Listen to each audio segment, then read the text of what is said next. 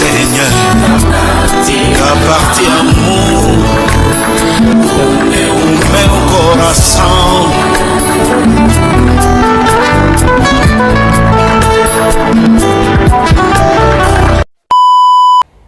Salut tout le monde, bienvenue sur Man Caché, les refuges de l'épouse.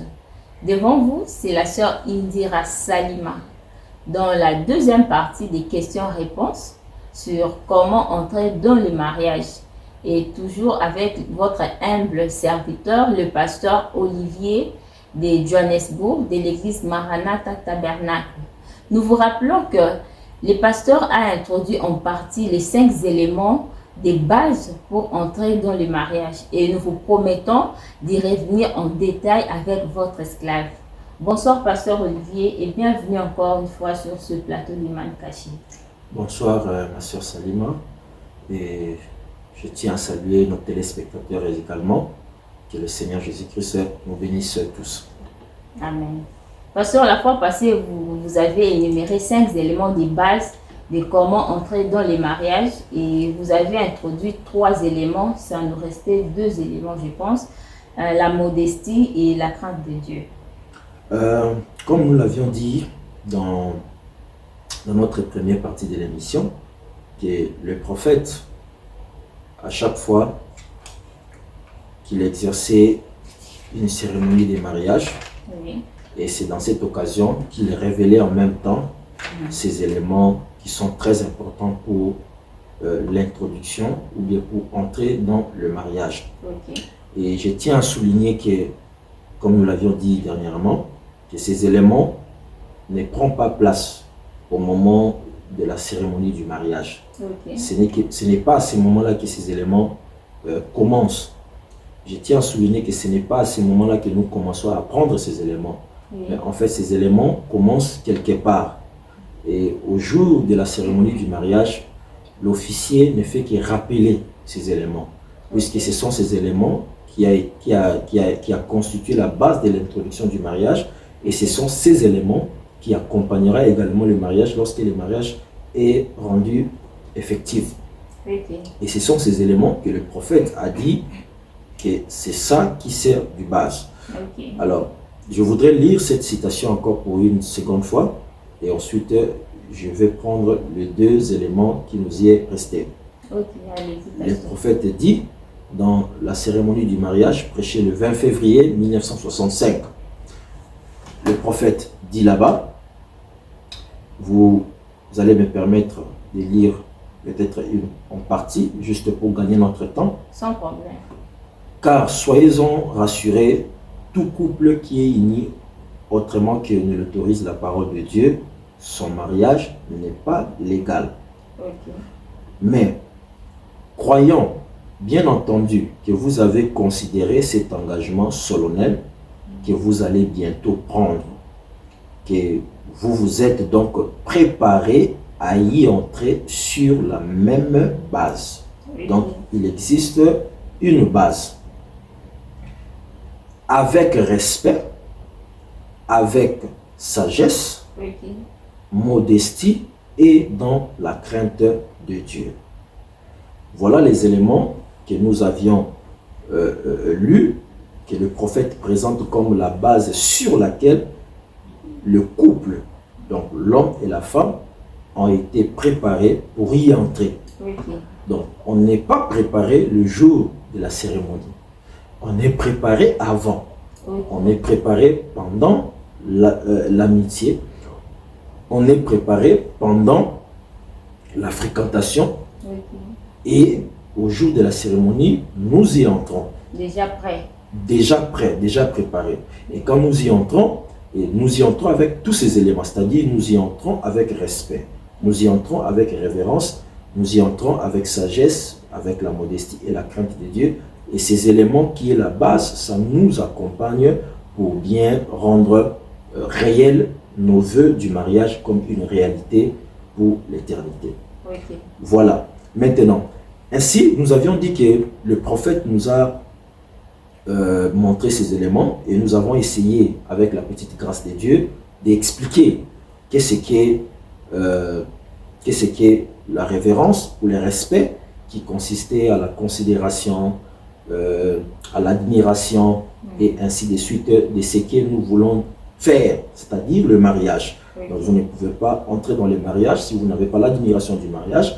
Vous ne pouvez pas entrer dans le mariage si vous n'avez pas la considération, si vous n'avez pas de l'admiration et tant d'autres choses. Vous ne pouvez pas également entrer dans le mariage ou commencer un projet du mariage, lequel projet commence à partir de la fréquentation. C'est là où commence le projet du mariage. Vous ne pouvez pas commencer un projet du mariage. Vous ne pouvez pas commencer un plan du mariage sans respect et vous ne pouvez pas également commencer le projet du mariage sans sagesse. C'est ainsi que nous avions essayé de définir qu'est-ce qu'est la sagesse qui consistait dans ce contexte ici, la manière de faire des choses, la manière d'approcher la chose qu'il faudrait apprendre. Et nous avons ici également lu d'autres citations hier qui parlaient de la prudence, auquel nous avons essayé aussi de définir, qui consistait à ce que vous devez avoir la prudence. Pour être prudent, il faut avoir la prudence. Donc connaître les choses d'avance, étudier d'avance, une prévision, analyse, étude, c'est en cela, calcul, toutes ces choses-là qui vont ensemble pour montrer qu'il faudrait de la prudence. Alors, aujourd'hui, nous allons prendre les deux autres éléments qui est resté. Il y en a encore plusieurs d'autres qu'on pourrait encore ajouter à la liste, mais nous nous focalisons d'abord avec ces éléments que le prophète nous a donnés ici. Alors, avant que je parle de ces deux éléments qui étaient restés, j'aimerais encore insister encore une fois que le mariage ne commence pas aux fiançailles. Le mariage ne commence pas au jour de la cérémonie. Le mariage commence dès le jour où vous commencez votre amitié. Voilà pourquoi le prophète, dans la prédication Le mariage de l'agneau, lorsqu'il définit qu'est-ce qu'est le mariage, il cite tous ces éléments-là. Il ne cite pas seulement la cérémonie, il ne cite pas seulement la fiançailles, mais il cite aussi l'amitié, tout. Et tous ces éléments-là, c'est ça qui constitue le mariage. Donc le mariage commence à partir du jour où vous avez commencé votre amitié avec le frère ou avec la sœur. C'est là où commence le mariage. Même si cette amitié ne peut pas aboutir au fiancé, que vous n'y allez pas loin, mais sachez que toute expérience d'amitié en vue du mariage constitue déjà un élément de départ pour le mariage. C'est ainsi que cela restera dans les annales de votre expérience et de votre histoire, que tu avais fait ceci pour le mariage. Donc, voilà pourquoi j'insiste encore pour dire que c'est dans l'introduction, autrement dit, c'est dans le commencement de l'amitié, c'est dans le commencement de votre camaraderie, dans le but de voir si vous pouvez y aller loin. En ce qui concerne le mariage, c'est dans le début là que vous avez besoin de la révérence. C'est dès le début là, vous avez besoin du respect, vous avez besoin de la prudence, vous avez besoin de la sagesse, vous avez besoin de la modestie et finalement, vous avez aussi besoin de la crainte de Dieu. Donc, ce n'est pas qu'on commence déjà l'amitié, on est déjà dans le fiançailles, après nous commençons à chercher la sagesse. On est déjà loin, on commence maintenant à chercher à prendre le respect. On est déjà loin, on commence à prendre la modestie. On est déjà avancé dans le projet et on commence à savoir qu'est-ce qu'est la crainte de Dieu. Non, avant même que nous y entrons, on apprend déjà ces choses. C'est en cela que nous sommes préparés. Donc on apprend déjà comment entrer dans la fréquentation, comment entrer dans l'amitié. Il faut la sagesse, il faut le respect, il faut la modestie, il faut la crainte de Dieu, il faut la prudence. Et voilà maintenant le jour de la cérémonie, l'officier ou le frère Branham rappelle ces éléments en disant que vous êtes donc préparés. Vous êtes donc préparés. Donc là où vous étiez, là où vous avez pris la préparation, donc là où vous avez appris la préparation, certainement on vous a appris ces éléments. On vous a appris le respect, on vous a appris la crainte de Dieu, on vous a appris la sagesse, la prudence, la modestie. Ici, on vous les répète simplement. Maintenant, passons aux deux points S'il vous plaît, pasteur, lorsque vous dites qu'on apprend cela, c'est depuis lorsque vous êtes encore amis. Et où est-ce que le frère ou bien la sœur apprendra tous ces éléments-là? Voilà pourquoi nous avons fait la lecture hier de la citation auquel le prophète nous a parlé dans la prédication intitulée Dieu mal compris. Nous avons lu cela dans notre émission précédente, la première partie, là où le prophète dit que nous avons le devoir de faire connaître à nos conducteurs, à nos pasteurs, toutes nos pensées. Et surtout lorsqu'il est question de ce que nous sommes en train de parler ici, une question très importante en ce qui concerne le mariage. Donc c'est impérativement impossible un frère, une sœur qui a le Saint-Esprit, qui est né de nouveau, s'y engage dans un projet comme le mariage. Le frère prend la décision, la sœur prend aussi également la décision ou fait le choix de se faire fréquenter, ainsi de suite, dans une assemblée locale, et que les conducteurs spirituels n'en savent rien. Plus grave encore, leur tuteur, c'est-à-dire leur responsable, qui peut s'avérer être son oncle, son père, sa mère, et ainsi de suite, ne savent absolument rien. Mais tu as commencé déjà un projet qui est très important et vital, qui peut aussi ruiner ta vie. Exactement. Donc, c'est auprès de vos tuteurs. C'est auprès de vos tuteurs. Lorsque vous allez leur révéler vos pensées, c'est de là que vous allez obtenir la préparation. C'est de là que vous allez obtenir les conseils, la sagesse, la prudence, sans ignorer tant de prédications et des enseignements qui sont dispensés régulièrement dans les églises concernant les sujets. Oui. Tout cela font partie de cette préparation-là. C'est de là. Voilà. Donc, allons maintenant dans les deux points dans lesquels nous avions souligné ici, qui nous est resté, donc la modestie et la crainte de Dieu. Alors, oui. J'aimerais d'abord qu'on définisse d'abord la modestie. Parce qu'on a besoin de l'élément modestie comme base. Okay. Quand on a besoin de cela, pendant que nous sommes dans la fréquentation, on a besoin de cela avant même que nous y entrons dans la fréquentation. Et on a besoin de cela même quand nous sommes entrés, même quand nous avons avancé jusqu'au niveau des fiançailles. On a toujours besoin de la modestie. Et même quand nous serons mariés, on aura toujours besoin de l'élément modestie. Okay. Et même quand nous aurons des enfants, on aura toujours besoin de ça. Donc ces éléments nous accompagnent tout au long de notre vie maritale. Okay. Voilà. Alors, la modestie, c'est défini comme étant l'habilité ou bien la capacité de se retenir ou bien la retenir dans la manière de penser et de parler de soi ou d'agir. Voyez-vous? Donc, ce qui revient dans un autre sens, avoir peut-être de la pudeur ou la décence en ce qui concerne la femme, ça peut aller même jusqu'à l'habillement, donc à sa moralité. Autrement, dans un autre sens synonyme, on dirait, et cela a à voir avec l'humilité, la simplicité. Vous comprenez? C'est là à voir avec l'humilité ou la simplicité. Voilà pourquoi nous disons que quand nous voulons entrer dans le mariage, laquelle entrée commence par l'introduction du mariage qui consiste dans les amitiés. Quand nous commençons les amitiés, l'amitié, la camaraderie, on y entre avec modestie.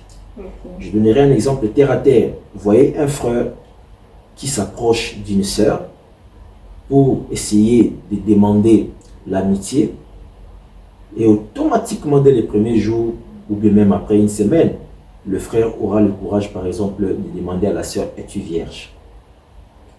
C'est une preuve de manque de modestie. Okay.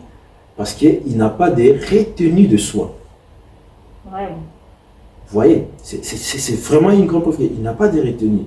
Cela peut aller vice-versa.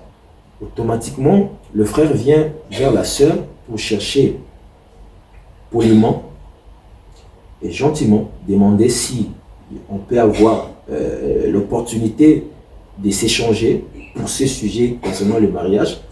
Automatiquement, vous verrez la sœur demander directement, dès le premier jour, deuxième jour, est-ce que tu travailles? Vraiment. Vous voyez, est-ce que tu as une voiture? Moi, je ne me laisse pas fréquenter par des frères. C'est une preuve de manque de modestie, manque de simplicité, manque de pudeur. Ok. Voyez-vous, voilà. Donc, on a besoin de la modestie. Donc, humilité, simplicité. Donc, je suis en train d'aborder le problème du mariage. Je vais m'engager pour le mariage. Certes que je ne me marierai pas aujourd'hui. Certes que nous ne deviendrons pas directement fiancés immédiatement. Mais nous aurons quand même un point de départ. Et pour entamer ce point de départ, il nous faut de la modestie.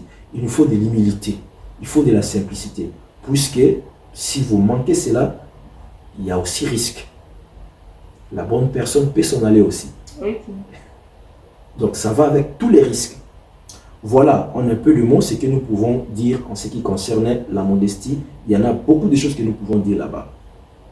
La modestie va jusqu'au loin de l'approche de frères qui abordent des sœurs avec arrogance et orgueil pour essayer de les impressionner. Je suis ceci, je suis cela, dès les premiers jours. Manque de modestie parce qu'il n'a pas d'humilité, il n'a pas de simplicité. Moi. Et également aussi du côté de la sœur, dès que le frère approche, elle aussi commence à révéler ses moi. Moi. Vous voyez, tout ça, ce sont des preuves de manque de modestie, manque de simplicité, manque d'humilité, manque de pudeur, manque de retenue de soi dans sa manière de parler, dans sa manière de s'exprimer, dans sa manière d'émettre ses points de vue. Vous voyez, et cela va loin, même jusqu'à l'habillement. Vous abordez la sœur, vous êtes habillé d'une manière d'intention à vouloir, si on peut dire, séduire ou bien attirer son attention. Tout dépend à quelle mesure. Également, cela peut aller jusqu'aussi aux sœurs faisant la même chose. Ok. Comme elle voulait trop le frère. Alors, voyant que le frère s'approche, alors je fais ceci pour qu'il soit tombé ou bien qu'il m'accepte immédiatement. Il y a beaucoup de choses que nous pouvons dire sur ces éléments et j'espère, comme vous l'avez dit, que nous y reviendrons dans d'autres émissions pour répondre chaque élément. Donc, nous allons consacrer d'autres émissions pour parler en détail, élément par élément. On prendra la sagesse, on prendra la crainte de Dieu et ainsi de suite. Ici, nous ne faisons qu'introduire. Maintenant, nous allons passer au deuxième élément qui consiste à la crainte de Dieu. Mais avant cela, j'aimerais d'abord lire les prophètes qui a fait aussi certains commentaires en ce qui concerne la modestie que nous avons parlé ici. Lisons un peu les prophètes sur ce point et cela nous aidera davantage. Les prophètes parlent dans la prédication La dislocation du monde, prêché le 16 décembre 1962. Les prophètes dira « Considérez l'immoralité du monde. Jamais celui-ci ne s'est trouvé dans une condition plus basse que ça. Puisque pas, j'ai un article ici dont j'aimerais vous lire quelques lignes. Cela se trouve dans le journal Le Standard Bearer of Africa. Et il y est dit, dans le journal, était intitulé « La mort de la modestie ». La modestie féminine. Cette belle qualité que Dieu a placée dans la race humaine pour préserver le niveau de la moralité qui se meurt aujourd'hui. Car les femmes et les filles simples et innocentes ont fléchi les genoux devant la déesse de la mode et n'hésitent pas à confirmer à l'extrême la honte de la modestie des styles modernes. Pourquoi j'ai lu cette citation? C'est justement simplement pour appuyer notre témoignage ou notre commentaire selon laquelle que la modestie va plus loin. La modestie va jusqu'à toucher la moralité de la femme. La modestie va jusqu'à toucher la moralité d'un frère. Donc, manque de modestie au moyen de l'expression, par manque de retenue de soi, par manque de contrôle de ce que l'on dit, de ce que l'on réfléchit, de ce que l'on pense, de ce que l'on déclare, ça peut révéler immédiatement que vous avez un problème de moralité. Et cela va jusqu'à l'habillement. Cela va jusqu'aux habillements. Comment vous vous habillez, comment les frères s'habillent, tout ça, ça touche à cela.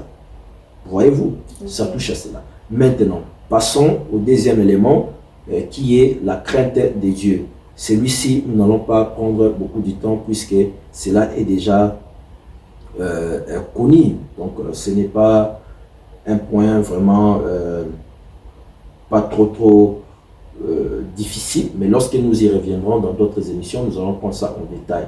Simplement, nous voulons dire ceci. Nous voulons dire que on y entre dans le mariage, c'est-à-dire on commence le mariage. Le commencement que nous croyons commence à partir de la fréquentation. C'est là où commence le mariage. On commence la fréquentation, l'amitié, avec la crainte de Dieu. On ne peut pas commencer l'amitié, qui est le premier élément du mariage, sans crainte de Dieu. C'est vraiment un problème sérieux dans nos communautés, dans nos églises locales, de considérer, de voir, de remarquer que plusieurs parmi nos jeunes frères et nos jeunes sœurs, et même des vieillards également, qui essayent de rentrer dans le mariage sans crainte de Dieu. Et pour résultat, nous avons des chaos. Et pour résultat, nous avons des actes immoraux. Et pour résultat, il y a beaucoup de choses qui se passent et qui ne nous plaisent pas. Et auxquelles le nom de Dieu et de ce message et de son prophète n'est pas honoré et ni sanctifié. Voilà pourquoi on n'a pas simplement besoin de la crainte de Dieu quand on nous bénit et on fait lever devant les gens. Non.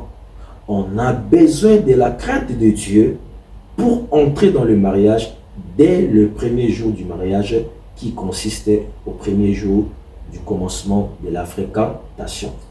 Donc avant même que j'aborde la sœur, avant même que j'aborde le frère, je dois déjà être un frère qui a la crainte de Dieu. Avant même que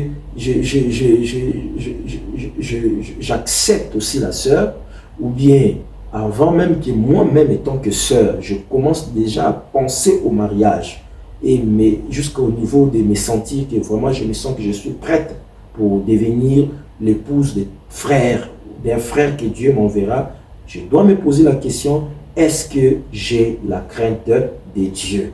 Exactement. Voilà. Donc, et cette crainte de Dieu, Frère Branham la définit de la même manière que Salomon. Il est défini de la même manière que Salomon et j'aimerais lire cela et ensuite on va continuer. Frère Branham dit dans la prédication, toujours cérémonie de mariage, celle-ci le 16 janvier 1965. Le prophète dit, il dit ceci, comme toujours, permettez que je lise une partie à cause du temps, car soyez-en assurés, tous ceux qui sont mariés autrement que l'autorise la parole de Dieu, leur mariage n'est pas légal. Que vous n'êtes pas préparés à y entrer sur la même base. Vous y êtes préparés à y entrer sur la même base, avec respect, prudence, sagesse et dans la crainte de Dieu. Alors, maintenant, il définit dans cette citation ici, que je vais lire, il définit que la crainte de Dieu, il donne la même définition que Salomon. Il donne la même définition que Salomon. Que la crainte de Dieu, c'est le commencement de la sagesse. Voilà. La crainte de Dieu, c'est le commencement de la sagesse. Conformément aux Saintes Écritures qui définit cette crainte de Dieu, qui est la sagesse, consiste à la considération. Si vous lisez la prédication, le respect, Frère Branham explique qu'est-ce que la crainte de Dieu. Il dit, ce n'est pas que vous avez peur de lui. Non, mais vous avez de la considération. Vous avez de l'honneur pour Dieu, le respect. Et cet honneur, cette considération consiste à quoi? Consiste à l'observation de la parole. Ok. Ça consiste à l'observation de la parole. C'est-à-dire quoi? C'est-à-dire que dès que j'ai la pensée de commencer le projet de mariage, je suis obligé d'avoir la sagesse de Dieu. Je suis obligé d'observer ce que la parole de Dieu me dit pour le mariage et plus précisément au niveau de l'étape auquel je me retrouve. Voyez-vous? Okay. Donc il faut utiliser la prudence qui te fournira des éléments de recherche de la parole. Qu'est-ce que les prophètes disent? Qu'est-ce que les prophètes disent?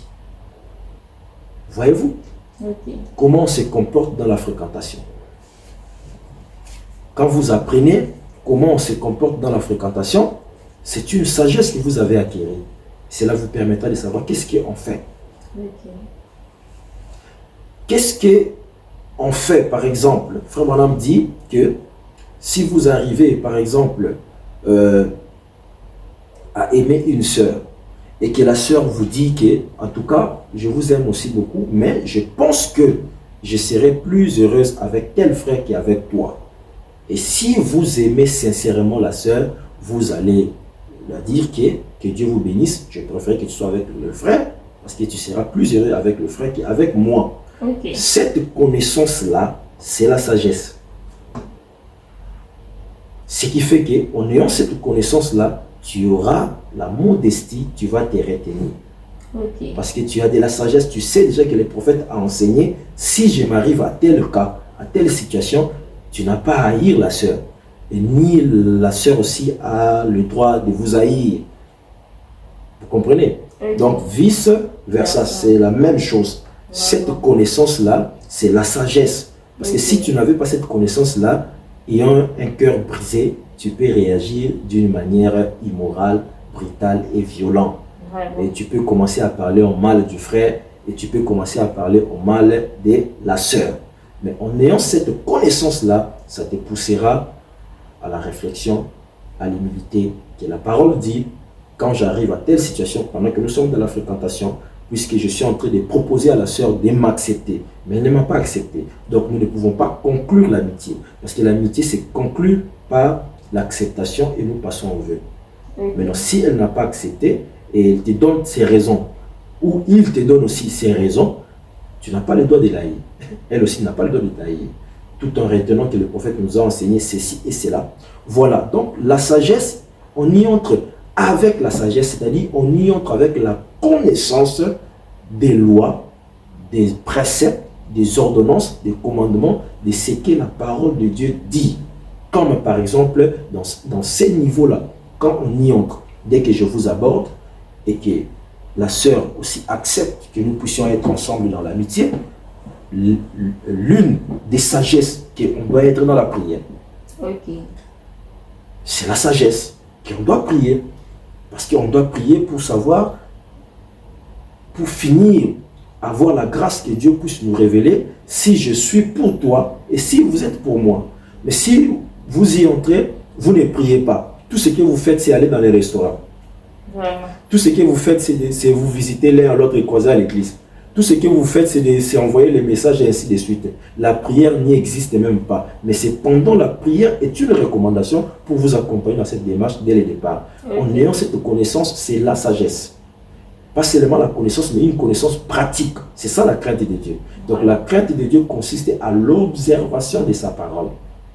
La crainte de Dieu consiste à mettre en pratique ce que Dieu a dit au sujet des 1, 2, 3. Okay. On y entre dans le mariage en ayant la crainte de Dieu comme un autre élément de base, c'est-à-dire on y entre dans le mariage, que ce soit au niveau des fréquentations, que ce soit au niveau des fiançailles, que ce soit au niveau des cérémonies, et après on maintient la crainte de Dieu. Parce que même après que nous serons mariés, la parole de Dieu a encore des choses qu'elle annonce, qu'elle m'instruit, comment je dois traiter ma femme et comment ma femme doit aussi me traiter. C'est toujours la crainte de Dieu. Par exemple, lorsque l'Écriture dit que Marie, aimez vos femmes comme Christ a aimé l'Église. On parle là à des gens qui sont déjà liés, qui sont déjà mariés. Mais pourquoi la parole de Dieu insiste que le mari doit encore aimer sa femme? Après avoir épousé sa femme, donc doit-il encore aimer sa femme? Pour quelle raison? Parce que le fait que je l'ai déjà épousée, ça prouve que je l'ai aimée. Mais malgré que je l'ai déjà épousée, nous vivons ensemble, nous avons des enfants, mais la parole de Dieu me recommande encore d'aimer ma femme encore, de continuer encore à l'aimer. Alors, en ayant cette connaissance et en mettant cela en pratique, c'est ça la crainte de Dieu, qui est la sagesse. Et la femme, on la demande d'être soumise. Elle m'a déjà accepté comme son mari. Elle est à moi, elle m'appartient. Nous vivons ensemble. Mais pourquoi la parole de Dieu insiste encore qu'elle me doit de la soumission? En connaissance de cela, par considération à Dieu, par honneur à Dieu, elle met cela en pratique, c'est de la sagesse. Et cela commence dès le départ. Voilà pourquoi Frère Branham donne encore d'autres exemples. Il dit, pourquoi vous avez épousé un tel et un tel? Parce que vous avez remarqué, elle vous a été fidèle. Frère Branham parle de la fidélité même au niveau des amitiés.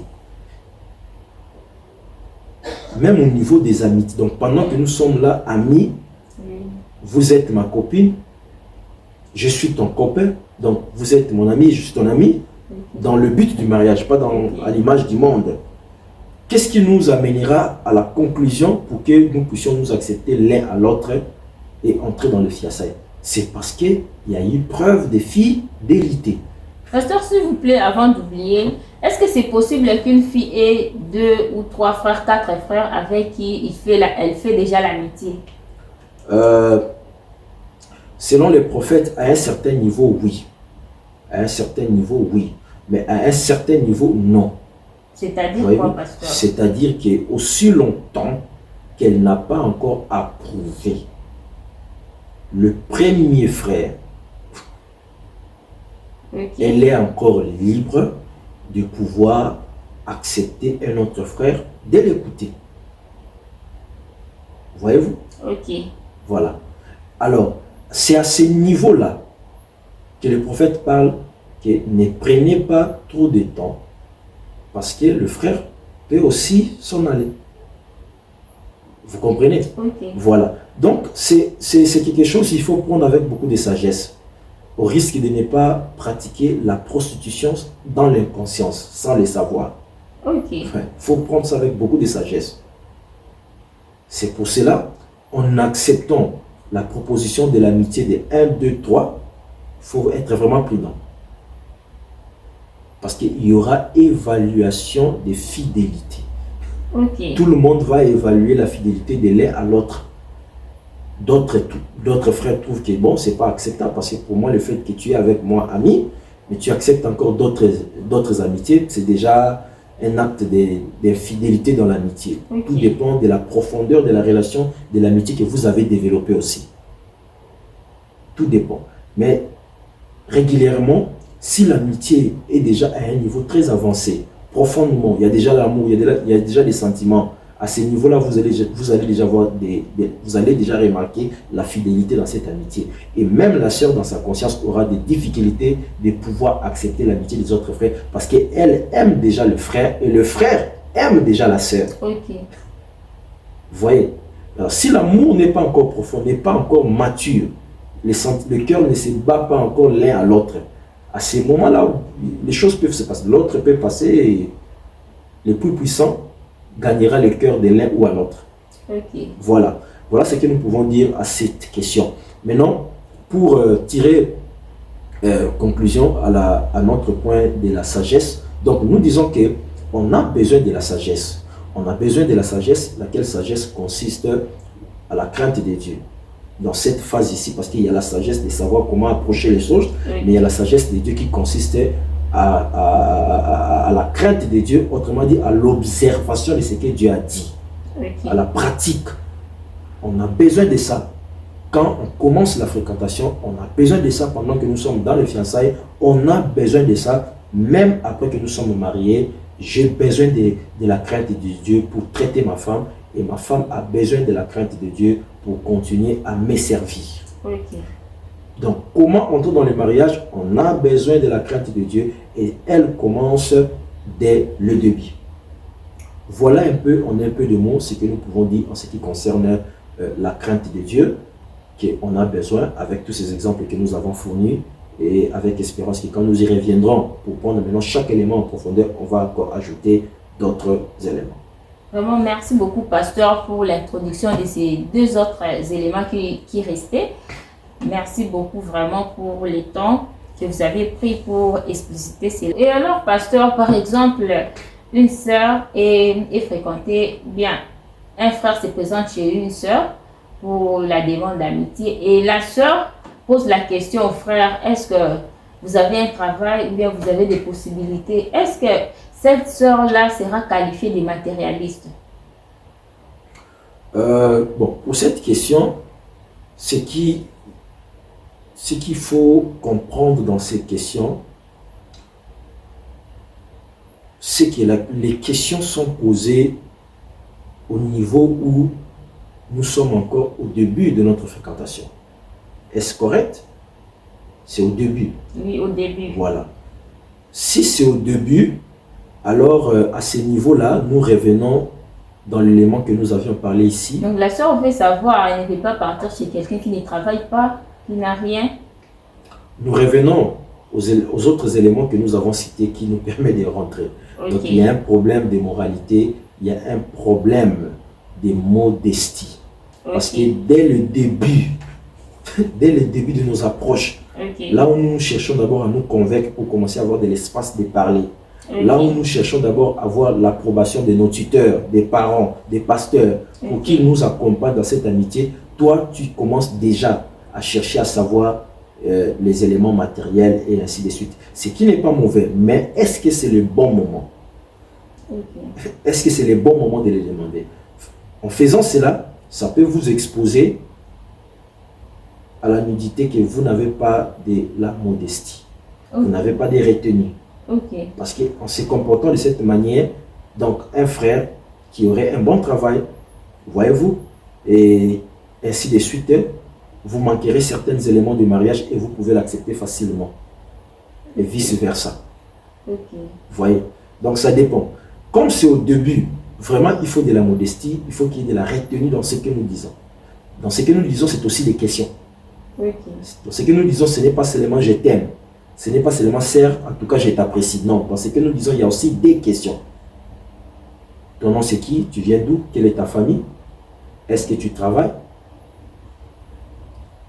Est-ce qu'on ne peut pas demander ces questions? Les questions doivent être demandées parce que le mariage c'est une alliance.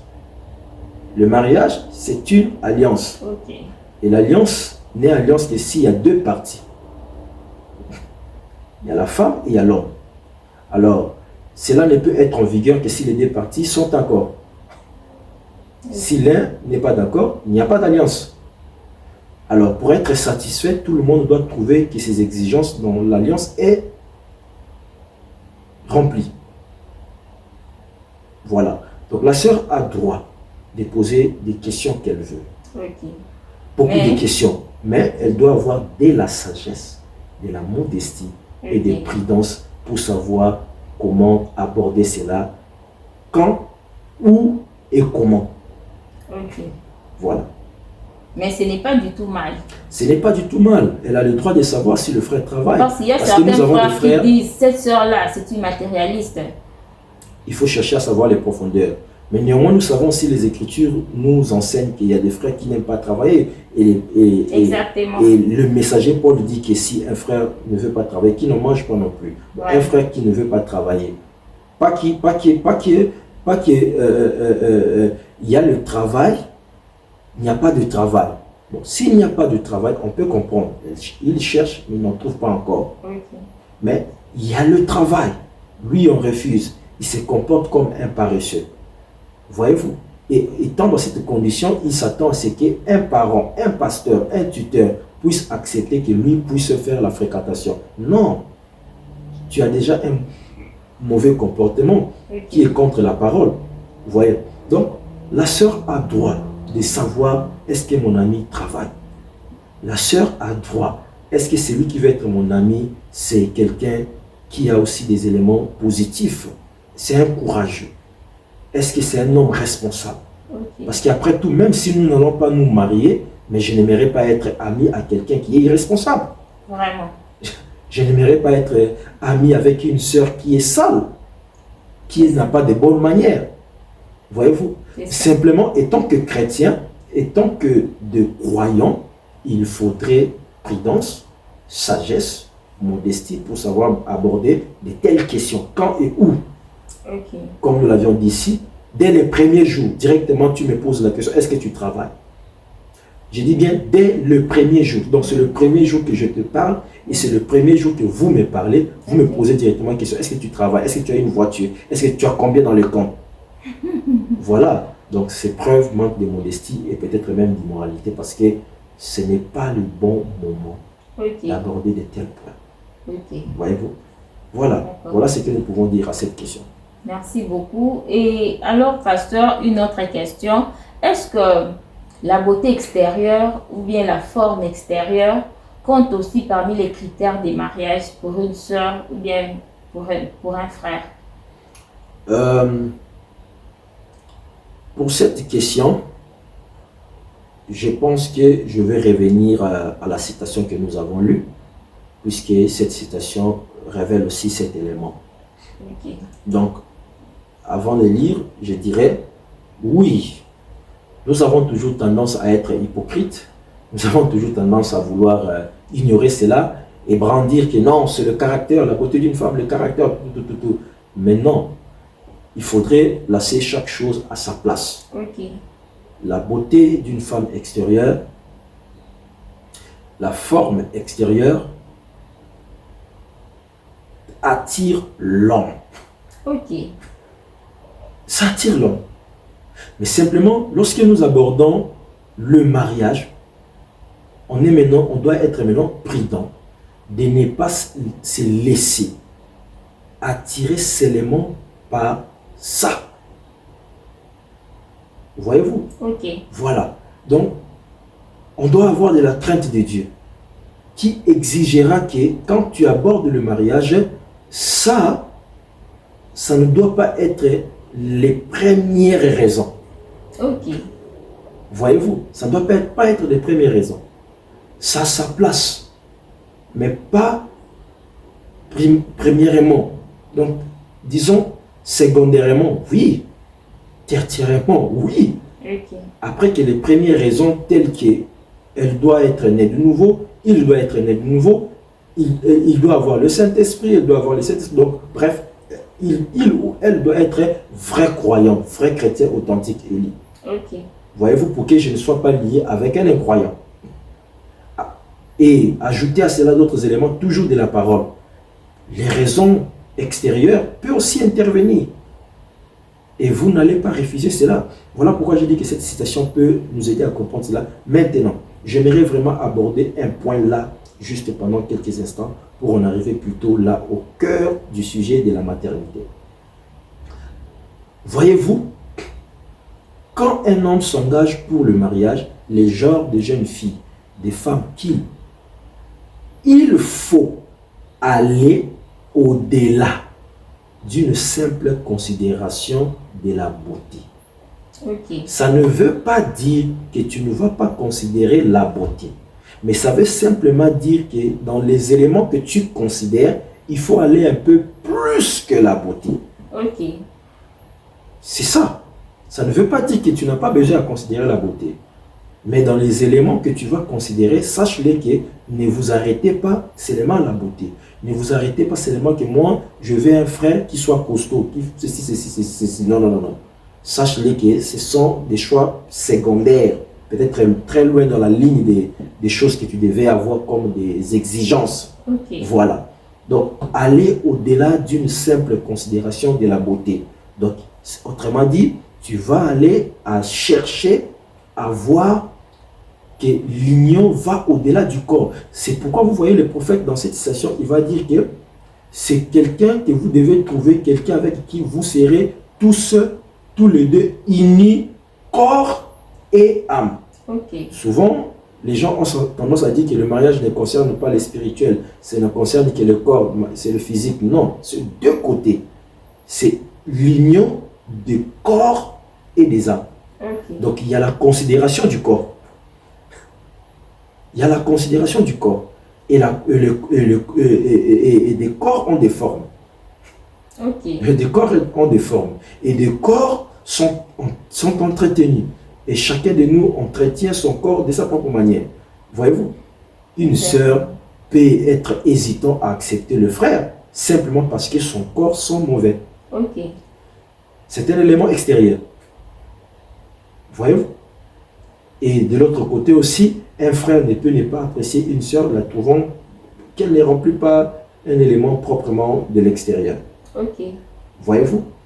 Bon, est-ce qu'il faudrait prendre ça comme raison du mariage? Non. Mais dans les raisons principales, qui sont des raisons spirituelles liées à l'âme, au caractère, sachez que ce que vous avez vu à l'extérieur, il faut aller au-delà de cela. Voilà là où l'élément de la révélation intervient, parce qu'il peut arriver où que les éléments extérieurs ne vous conviennent pas, mais les éléments de la révélation vous poussent à accepter parce que cela vient de Dieu. Ok. Donc, bref, la beauté, oui, ça fait partie. La forme extérieure, oui. Ok. La forme extérieure, oui. Donc, tout dépend du choix de quelqu'un. Le frère peut dire, non, moi j'aime que mon épouse sera ceci, cela. La sœur peut aussi dire, moi j'aime que mon mari devait être ceci. Vous entendez d'autres dire que moi je ne veux pas que mon épouse soit courte, que moi je suis plus long que lui. Tout cela, vous ne pouvez pas les empêcher d'avoir leur choix. Ok. Mais simplement, ça doit être ramené dans la parole et pour voir que ce n'est pas à cela que vous vous fiez pour se marier. Que vous ne vous limitez pas seulement à ça. Et pas seulement que vous ne vous limitez pas seulement à ça, mais aussi que vous avez la considération des éléments spirituels qui sont des éléments de l'âme. Donc le caractère. Voyez-vous, Ok. la nouvelle naissance, le comportement, Ok. des éléments plus élevés au-delà des éléments physiques. Ok. Voilà. Je crois que on peut s'arrêter ici pour cette question. Ok, merci beaucoup. Et alors, pasteur, pensez-vous que la place de la femme se limite seulement à la cuisine? Ok. Pour cette question, je pense que je pourrais aussi également lire une citation de notre prophète à ces sujets. Cela nous permettra aussi de bien approfondir cette question. Ok. Ok. Lisons d'abord notre prophète. Avant cela, j'aimerais ajouter une citation par rapport à ce que nous venons de dire précédemment ici. Dans le choix d'une épouse, connu par tout le monde, c'est archi connu, paragraphe 48. Frère Madame dit, maintenant vous ne pouvez pas tout avoir. Parlons de la question de la beauté extérieure. Vous ne pouvez pas tout avoir. Il se pourrait qu'une fille soit très jolie. Côté extérieur. Et une autre soit peut-être que son apparence soit meilleure que celle de l'autre. Ici, Frère Branham est dans les éléments extérieurs. Et vous devriez sacrifier l'une au profit de l'autre. Cependant, si elle n'a pas les qualités d'une dame, d'une femme, et qu'elle soit, peu importe si elle est jolie ou pas, vous feriez mieux de considérer son caractère, qu'elle soit jolie ou pas. Ok. Donc, premièrement, les éléments qui sont liés à l'âme, c'est-à-dire le caractère, les qualités d'une dame. Si c'est rempli, alors ça va. Maintenant, tu peux aussi voir si les éléments de l'extérieur, si ça va ou si ça ne va pas, mais tout en sachant que tu n'auras pas aussi tout. Ok. Et tu n'auras pas tout. Donc, Exactement. après tout, il n'y a pas de parfaites femmes et il n'y a pas aussi de parfaits hommes. Exactement. Voilà. Donc, maintenant, revenons à la question de savoir si la place de la femme, c'est uniquement seulement dans la dans la cuisine. cuisine. Bon, pour cela, je vais vraiment essayer un peu de lire Et avant cela, j'aimerais expliquer une chose qui va nous permettre à comprendre. Que Frère Branham a fait cette déclaration et il en a parlé de plusieurs manières. Ok. Et cela est relatif aussi à l'histoire de l'Occident. Et cela aussi est lié à l'histoire des réveils des pentecôtistes. Ok. C'est-à-dire il y a eu des temps où les femmes se comportaient comme des dames. Et il y a eu un temps où les femmes ne voulaient plus être des femmes. Ils commençaient à aller travailler, ils commençaient un peu à quitter leur position, ainsi de suite. Voyez-vous? Ok. Alors, qu'est-ce que je veux dire par là? Je veux dire par là qu'en étudiant humblement et tranquillement, avec un cœur ouvert, le prophète à ces sujets, vous allez vous rendre compte que, en fait, en réalité, ce n'est pas que Frère Branham dit que la place de la femme ne se limite qu'à la cuisine, comme étant un espace dans une maison là où on prépare la nourriture. Non. En fait, c'est un terme ou une expression qu'il a utilisé en représentation. Donc, en représentation, un élément qu'on a soutiré en représentation pour indiquer qu'en réalité, la place de la femme, ou bien le travail de la femme, pour indiquer ou bien pour identifier quel est vraiment le travail de la femme selon la volonté parfaite de Dieu. Ok. Donc, c'est juste un élément. Ce n'est pas que vraiment que la place de la femme ne se limite qu'à un espace qui se retrouve dans une maison. C'est juste un élément soutiré pour identifier que voilà, la femme a un travail. Et son travail, ça s'identifie par rapport à ça et ainsi de suite. Alors, lisons un peu pour essayer un peu d'éclaircir cette question. D'accord. Frère Branham dit dans la prédication, l'agneau et la colombe. Il dit, il expliquait par rapport à quelque chose qu'il avait, il avait été, c'était une question qu'on lui avait posée. La femme lui disait que tu faisais un peu mal aux femmes en insistant en ce qui concerne les habits et ainsi de suite. Bon, Frère Branham dit, j'en ai parlé dans l'une des réunions, alors une femme m'a adressé une très longue lettre. Elle disait, eh bien, un instant, a-t-elle dit, tu prends une doctrine faite des médons. Elle ajoute, que ferait une femme qui chevauche dans une région infestée de moustiques pour rassembler les troupeaux? Donc, dans la conception de la femme, qu'une femme pouvait se retrouver dans une région infestée de moustiques, en train de rassembler les troupeaux, donc en train de travailler. Okay. C'était normal. Donc, on se retrouvant dans ce territoire-là, elle peut s'habiller comme un homme, pas avec des robes, puisqu'elle est en train de travailler avec les troupeaux. Le prophète va répondre, je lui ai aussitôt rétorqué en disant, ce n'est pas le travail de femme. Point. Si le prophète dit que ce n'est pas le travail des femmes, c'est-à-dire qu'il y a du travail des femmes et il y a aussi des travails des hommes. Donc le simple fait, le prophète, de dire que ce n'est pas le travail des femmes, donc il y a du travail des femmes et il y a aussi du travail des hommes. Alors, il y a du travail des femmes, il y a du travail des hommes selon la civilisation moderne et aussi selon Dieu.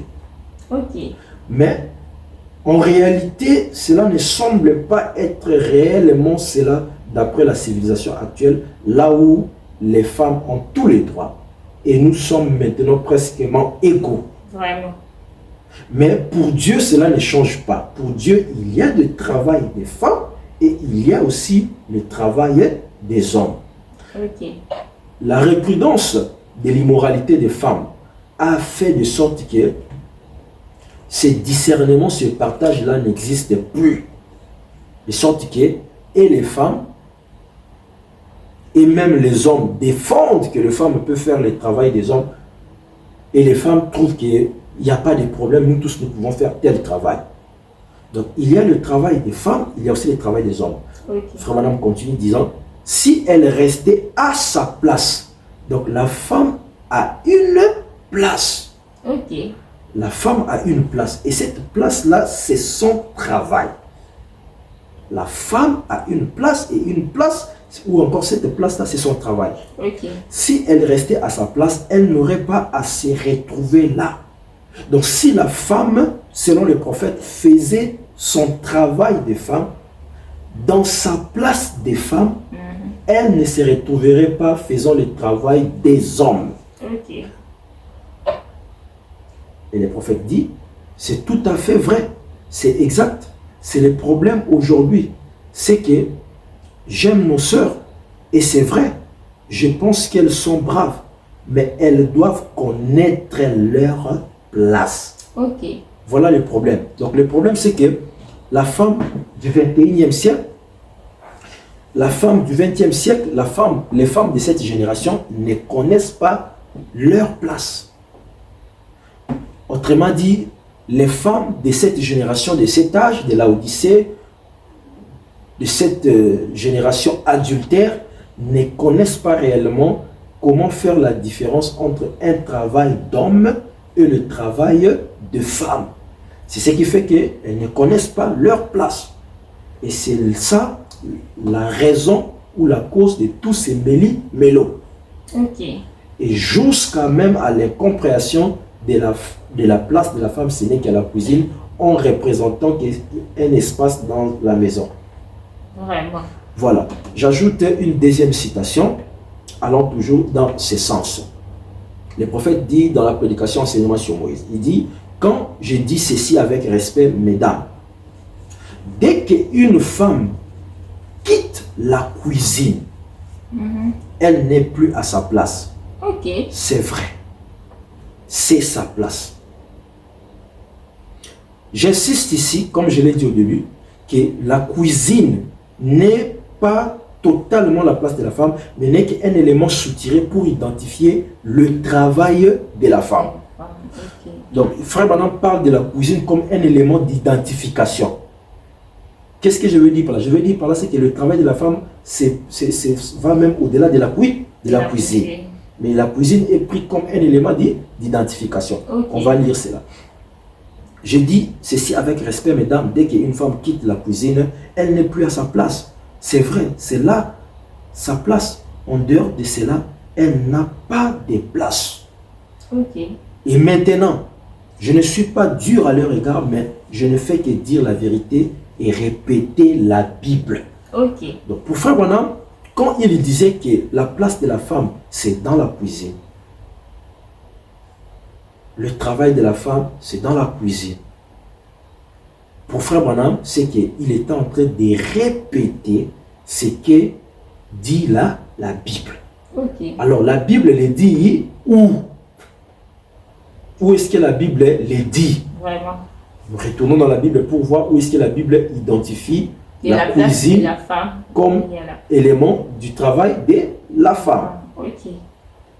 Nous allons dans Luc chapitre 10 au verset 40 qui nous montre déjà cela. Parlons de Marie et Marthe. Marthe, occupée à divers soins domestiques. Je m'arrête là. Ok. Donc, le travail de la femme devant Dieu, c'est le travail de soins domestiques. Ok. Et la cuisine fait partie des soins domestiques. Ok. Ce n'est pas seulement la cuisine, mais la cuisine fait partie des soins domestiques. Ça fait partie des éléments domestiques. Même élever les enfants, même éduquer tes propres enfants. Ok. Ça fait partie des soins domestiques. Ok. Donc, quand le prophète parle de la cuisine, ce n'est qu'un élément soutiré pour identifier où se trouve réellement la place ou le travail de la femme. Luc 10, 40. Ok. Tite 2, le verset 5. Je lis cela. Que les vieilles dames, les mamans, devraient enseigner aux jeunes sœurs et ainsi de suite à être retenues, donc à avoir de la modestie, Ok. à être chastes, Ok. et à être occupé aux soins domestiques. Ce qui n'est pas facile à nos jours, pasteur. Voilà ce qui n'est pas facile le jour et le prophète nous dira pourquoi. C'est à cause de la perversion. C'est à cause de la perversion. Ok. Donc, ici, nous voulons montrer que réellement, oui, la place de la femme, c'est dans la cuisine. Mais pas cuisine comme un petit espace limité dans une maison, mais plutôt cuisine par représentation d'éléments, autrement dit que la place de la femme ou le travail de la femme, c'est les soins domestiques. Parce que la cuisine fait partie des soins domestiques. Qu'est-ce que nous voulons dire? Nous voulons dire que, autrement, quand Frère Branham dit que la place de la femme, si la femme n'est pas dans la cuisine, elle n'est pas dans sa place. Elle n'a pas d'autre travail si ce n'est que ça. Autrement dit, c'est que la place de la femme, ou bien autrement dit que le travail de la femme, c'est faire les soins domestiques. Lisons la marque de la bête. Le prophète dit, quand une femme quitte la cuisine, elle n'est pas à sa place. Qu'elle soit en train de prêcher l'évangile ou de faire n'importe quoi. Donc ça peut être n'importe quel travail que la femme est en train d'effectuer. Si elle n'est pas dans la cuisine, elle n'est pas à sa place. Donc, là, c'est le prophète qui dit ça. C'est le prophète qui parle. Est-ce que ici, nous devons voir la représentation littérale, c'est que à chaque fois que je viens dans une maison, je dois trouver la femme assise dans la cuisine. Donc, ce n'est pas ce que ça veut dire. Dans la cuisine, proprement dit. Voilà, ça veut dire simplement que la place de la femme ou le travail de la femme, c'est les soins domestiques.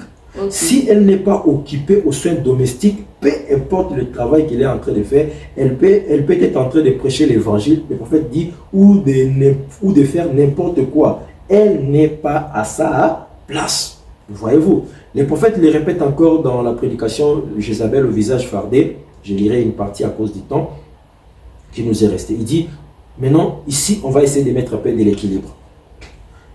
Et l'équilibre qui consistera maintenant à voir quand est-ce que la femme peut être permis, selon Dieu, à accéder au travail des hommes. Parce que pour Dieu, le travail de la femme, c'est les soins domestiques. Et la cuisine fait partie des soins domestiques. Frère Branham dit, voici l'unique chose que vous faites. Lorsque vous quittez l'église ce soir, vous direz, vous savez, je crois que Frère Branham a un peu raison. Oui, eh bien, c'est la vérité. Mais demain, vous retournerez directement au bureau. Alors que vous ne devriez pas le faire. Alors que vous ne devrez pas le faire.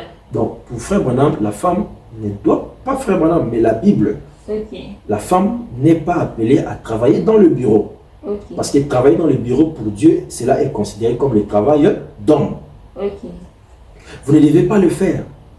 Si votre mari est malade, il vous faut le faire. Donc, ça doit être une circonstance qui met peut-être la famille en difficulté. Comme par exemple, si votre mari est malade. Alors, comme c'est l'homme qui était celui qui apportait la vie matérielle, financière à la maison, maintenant il est malade, alors Branham dit, il vous faut le faire. Mais s'il n'est pas malade, écoutez sœur. C'est Branham, il dit, écoutez sœur, bien-aimée, Dieu vous a créé pour une seule place. Dieu vous a créé pour une seule place, la cuisine. Je retiens à dire ici, encore une fois, que la cuisine est prise ici comme un élément de représentation. Représente quoi? Représente que Dieu vous a créé pour une seule place, un seul travail, les soins domestiques. Dieu vous a créé pour une seule place, la cuisine. Lorsque vous quittez cet endroit, vous êtes en dehors de la volonté de Dieu. Rappelez-vous cela. Les femmes ont été créées pour être une aide à la maison. Les femmes ont été créées pour être une aide à la maison. Donc c'est ainsi que le soin domestique s'exerce dans la maison. Vous voyez? Elle n'a jamais été créée pour un travail de bureau. Et c'est ce qui a causé plus de disgrâces, des divorces et tout. Parce que la femme a quitté la maison, là où elle exerce son travail de soins domestiques.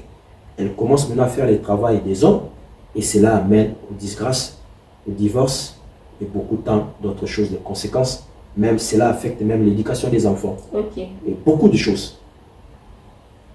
Le prophète dira, vous devriez vous retrouver à la cuisine en train de préparer pour votre mari la tourte pour le souper ou quelque chose comme cela. C'est tout à fait vrai. La place de la femme, c'est la cuisine égale le soin domestique. Ok. La place de la femme, c'est la cuisine égale le travail de la femme, c'est les soins domestiques. Luc Ok. 10, 40, Tite 2, 5. Branham dit, c'est ce que dit la Bible. Mais vous ne trouverez aucune écriture dans la Bible qui dit que la place de la femme, c'est à la cuisine. Mais vous trouverez Luc 10, 40, Tite 2, 5. Parce que c'est là où se trouve le travail de la femme faisant partie des soins domestiques. Ok. Le prophète va encore dire, j'aimerais vraiment lire un peu pour essayer un peu de faire asseoir cette question calmement. Ok, pasteur. Il dit encore dans la prédication, il devait passer par là. Il dit ceci, elle n'a rien à faire dans cette usine d'armement. La place d'une femme, c'est au foyer. J'espère que nos téléspectateurs vont souligner les mots. Ok. On a commencé par la cuisine, nous sommes partis de cuisine à la maison, et nous sommes partis de la maison, maintenant il utilise la voiture, il dit foyer. Ok. La place d'une femme, c'est au foyer, auprès de ses enfants. Ok. Cuisine, maison, foyer, auprès de ses enfants. Tout ça, ça constitue le travail de la femme, le soin domestique. Ok.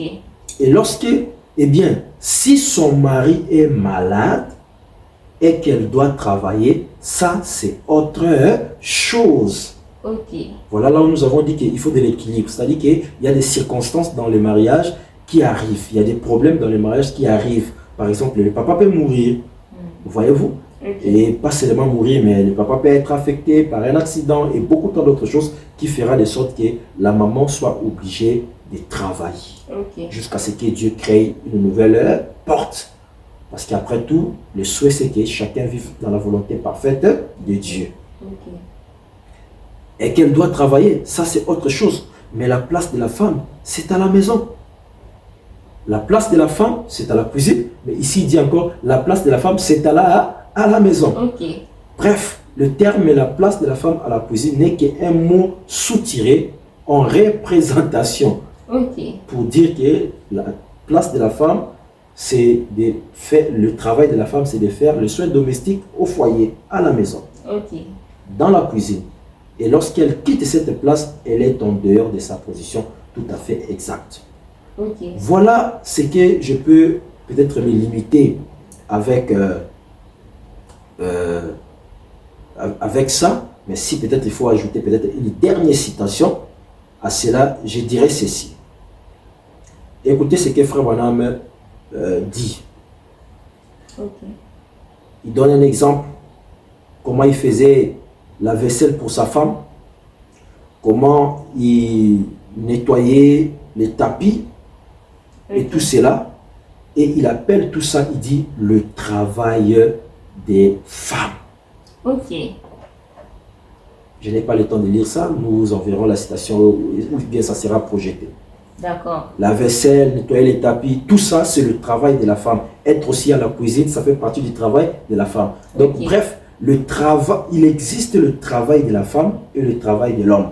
Ok. Et dans le travail de la femme, il y a des éléments. Il y a élever les enfants, il y a cuisiner, Ok. il y a prendre soin des vaisselles et Ok. tout cela. Tout ça, c'est le travail de la femme. Écoutez, frère Branham, ça, j'aimerais vraiment lire cela et finir par ici. Les D'accord. autres, peut-être aux prochaines occasions. Ok. Dernière citation. Quand j'ai réfléchi à mes voix, paragraphe 42, Frère Branham dit ceci, je vais lire une partie pour que nous puissions gagner le temps. D'accord. William Branham dit ceci. Certaines parmi vous femmes qui devaient être chez vous à la maison avec vos enfants, en train de leur lire la Bible, vous avez un travail là. Donc le fait même de rassembler vos enfants et que vous lisez la Bible pour eux, pour Dieu, c'est un travail que vous êtes en train de faire, pas n'importe quel travail, mais un travail donné à la femme. Ok. Donc une femme qui a l'habitude de rassembler ses enfants, une mère qui a l'habitude de lire la Bible à ses enfants, de leur montrer la Bible, ce n'est pas de la blague. Pour Dieu, elle est dans sa position. Elle est en train de faire son travail. C'est le travail de la femme. Ok. Dit les prophètes, en train de leur lire la Bible.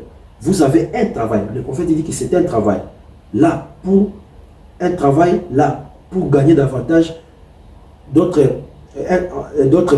préfèrent aller faire autre travail pour gagner davantage de dollars. Là, le prophète va dire, honte à vous. Dieu vous a donné un travail. Quel est ce travail? Il dit, élever ses enfants. Donc, élever ses enfants, éduquer ses enfants, enseigner ses enfants la Bible, ça fait partie du travail de la femme. Être dans la cuisine, ça fait partie du travail de la femme. Enseignez-leur les choses de Dieu, c'est la vérité. Réfléchissez à vos voix. Femmes, que feront ces dollars? Donc, par rapport aux femmes qui préfèrent aller dehors, travailler au bureau pour gagner un peu plus de dollars. Voyez-vous? Donc, ils minimisent le travail de la volonté parfaite de Dieu donnée aux femmes. C'est au foyer, à la maison. Donc, je terminerai en disant que la place de la femme, c'est dans la cuisine. Amen. La place de la femme, c'est au foyer. Amen. La place de la femme à la cuisine, c'est un terme ou une expression que le prophète a utilisée simplement pour dire que les femmes, leur travail, c'est de prendre soin domestique.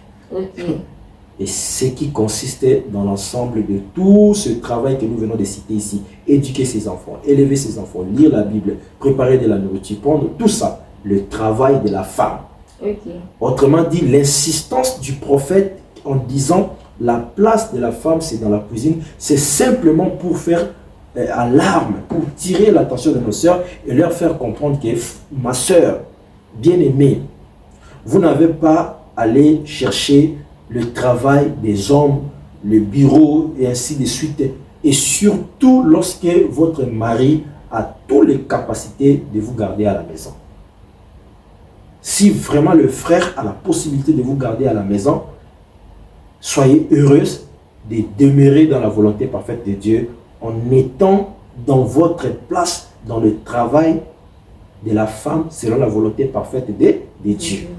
Autrement, s'il y a des circonstances de la vie qui vous obligent à aller travailler, ça, le prophète aussi en a parlé pour mettre l'équilibre. Ça peut être un accident, le mari est malade et ainsi de suite. Dieu comprend ça. Mais s'il n'y a pas ça, et que votre mari a des sources qui peuvent permettre que des enfants ne seront pas affectés, vous-même vous ne serez pas affectés, alors restez dans votre place, dans votre travail. Voilà un peu ce que nous pouvons dire à ces points ici. Vraiment, merci beaucoup, pasteur, pour l'introduction de ces 5 éléments de comment entrer dans les mariages.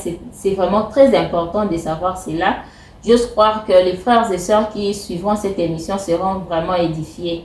Que Dieu vous bénisse, pasteur. Merci beaucoup, que Dieu vous bénisse également. Et c'était un plaisir de servir la précieuse épouse de Jésus-Christ. À la prochaine. Shalom.